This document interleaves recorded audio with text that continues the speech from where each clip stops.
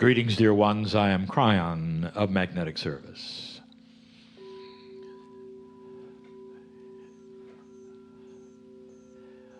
We're in a very special place for those listening who are not here.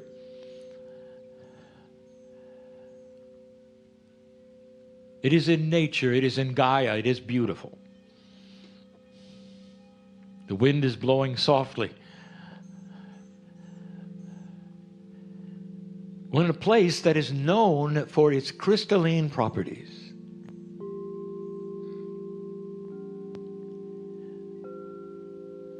At this time, you call it Mount Ida in Arkansas. And I want to talk about vibrations. You just heard from Alcazar. And the message is the same. It's always the same. How many times have we said these words to you? Be still and know you are God. Is it possible that there are things that you can sense if you get out of the way? And I want to talk about some of them, and it will lead me to the land that you're on and why it is what it is.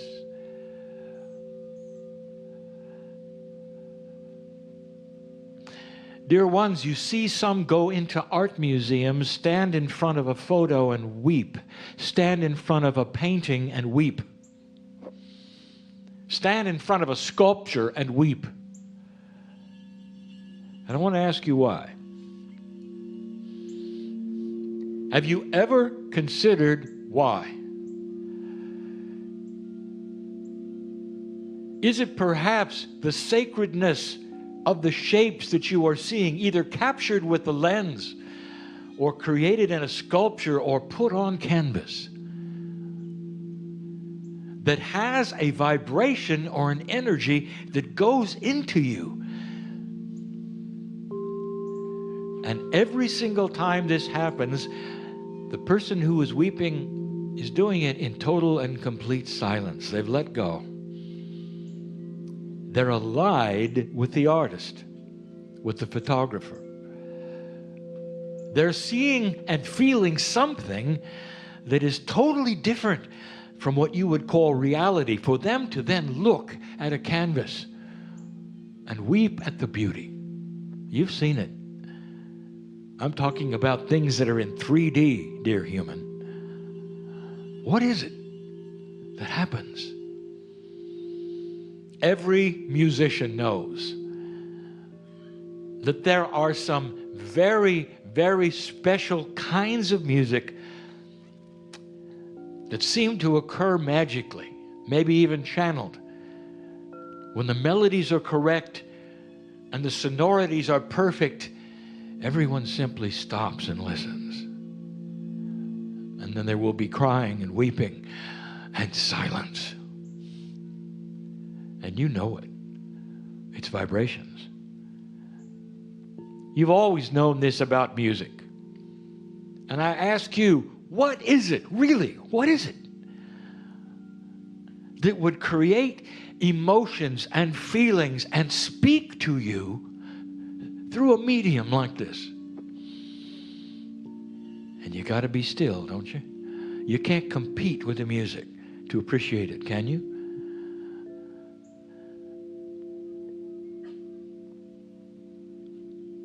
I'm going to break this channeling into 4 sections. Each section will be complete in its own. The other 3 that are not this one will also be available for free to all to hear. Those in this channeling will hear this one live, and the other 3 you can hear later. I want to talk about where we are, all of us. What is it, dear ones, about crystalline? Specifically about the quartz crystals that speak to so many on this planet. Now, if you talk to those who are geologists or my favorite physicists, they will talk about the quartz crystal as something that retains vibration. And that is provable. And this is something that you can count on. You have a rock, if you want to call it that, grown in a specific way, if you want to call it that can hold frequency. Hold frequency. Now that's the physical property of it, but it's not the metaphysical property at all, is it? Have you ever been into a place where you'd have perhaps a session like this? Perhaps you'd have that which is what we would call a meditation. And you'd go into a place that has giant crystals and you would all gather around it. There would be a hush of silence at the very appearance of the crystals. And then what would you do then? You'd be quiet. And then there were those who would say you can feel the crystals, you can hear them. Some say they talk to them. What's going on? What really is going on? And that's what I want to talk about right now. An old soul, a light worker, one who is metaphysical, has been on the planet a very long time. The age of your soul is commensurate to something else that's going on. And there is an advancement of esoteric sensitivity. In plain words, you sense energy. Like regular people would sense a painting or hear the music and sense that, and it would trigger their emotions in a way. It does the same thing with a crystal that has vibration.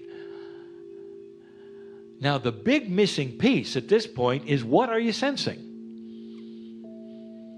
Why would you go into a place of meditation and feel the beauty of nature and all things in front of a quartz crystal that simply vibrates? Is it singing? Is it painting? Oh no. It's transmitting. And you, my dear ones, are receivers. And the biggest thing we could tell you right now is, up to the shift, you sensed the crystal and you loved the crystal and you had them around, but you really didn't know what they were saying, did you? And now suddenly you do. If we could talk about this in metaphysics, we will now remind you where you sit. In order to do that, I review.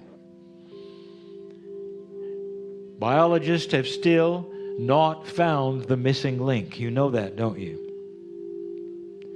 Why does a human being have 23 pairs of chromosomes when all that evolution below them has 24? In other words, something happened to give you 23.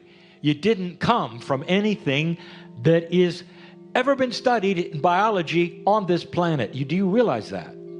You've got 23. Nothing has 23 but you. The creation story, the mythologies of most of the spiritual systems talk about God coming down, giving humanity the choice, the availability of seeing finally the source and dark and light. And it was recent. As recent as 200,000 years ago, the creation story of humans like you began. Not the biology, the consciousness, God inside. It's new. Do you really care how that happened? Do you want to have the minutia of which angels might have done it, or perhaps someone else that was just as sacred? And we have told you they are the Pleiadians. Is it possible that this galaxy, which is billions of years old, could have life which has existed for millions of years in societies way above yours, with graduate planets who have come alive, who have shifted, who know God, who allied with the central source? Do you believe in the central source? Isn't it possible, dear human being, you've been here such a short time, that there are other societies and civilizations that have been here millions of years in other places on this galaxy, and they came to seed you with what they had. And they looked for this time, and they prophesied this time. The middle of the precession of the equinoxes, the 26,000-year wobble of this planet, right in the middle of it. If you would survive, the prophecy of the ancients, if you would survive, then many things would happen. The shift would be accompanied by an awakening of Gaia in a way it never had before. Dear ones, you sit on what we had described as a node on this planet. It has a matching node. There are 24 of them. And this node is crystalline. Let me continue. If you have studied the nodes and the nulls of the planet, you'll know that most of the nodes and the nulls actually have an emphasis. Some of them are mountains. Some of them are very high, actually untouchable, places that you can't get to. Not this one. Or is it? Mount Ida is not really a mountain. It's the name of an area. Or is it? Now let's talk about it. You sit on one of the largest quartz crystal deposits on the planet. When I say one of the largest, some consider it the largest. There's one that is larger, and it's underwater, and you haven't found it yet. But this is the one you are on that humans can get to, and there's a reason. And I'll tell you, it is a mountain. It's a mountain upside down. It's a very high one. Deep into this planet, dear ones. It's a crystalline mountain upside down. And this talks to the crystalline grid of this planet, and we've talked about that. The next installment will be how this node talks to the crystalline grid, which is not really physical at all. This is. It is not. The crystalline grid is esoteric. It's metaphysical.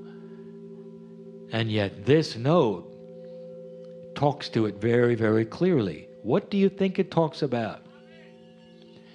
I have some questions for you to ponder.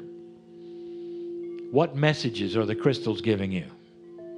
Is it possible that a crystal can be a catalyst of information that you need to hear that's personal to you?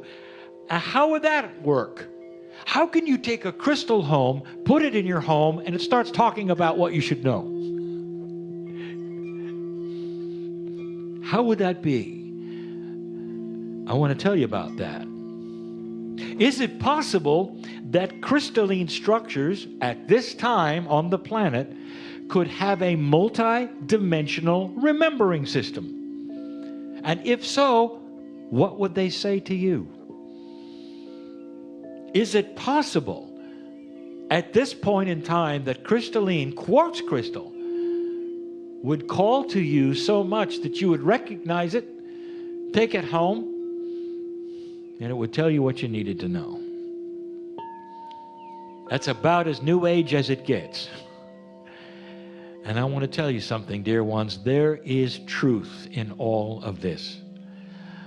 And the old soul sitting here who has crystals all their lives that talk to them are smiling. And know you are energetically sensitive.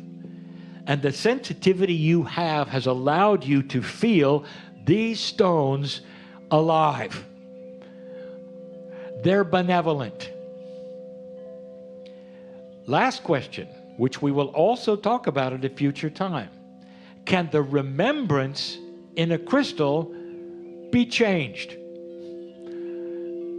Can you erase what's there and reprogram it? Can you actually change a remembrance that it would have that you take home? I want you to ponder all these things, because it is part of what we would call the information past the shift. There's a reason for this node. The Pleiadians are using this as a fast-track energy for awakening. A fast-track awakening. It is no mystery or accident that the steward of this land knows these things, senses these things. You think that's an accident? You think he's just a miner? Talk to him. See what he thinks. There has been a careful alignment from the indigenous who used to own this land, to his stewarding, to you being here, to the shift, to the crystals that are coming out of the hills here. That's the extent of the lesson today. You sit in a very special place. The energy is shifting. It's starting to talk to you in a multidimensional way. There's a mountain called Mount Ida under me. And it's very high. Is it too metaphysical for you? I know who's here. Are there those here who didn't come to hear this? Well, you can't help it. I'll tell you something. You cannot unknow what I've just told you. You can laugh about it, but there's no delete key in your brain. And it may actually show up again someday. And you'll be glad you heard it here. The lesson will continue. It's no accident that any of you are here. It's almost like you're sitting on the mother lode and it talks to you. I want you to feel the welcoming of Gaia to the old soul here. A real welcoming. And so it is.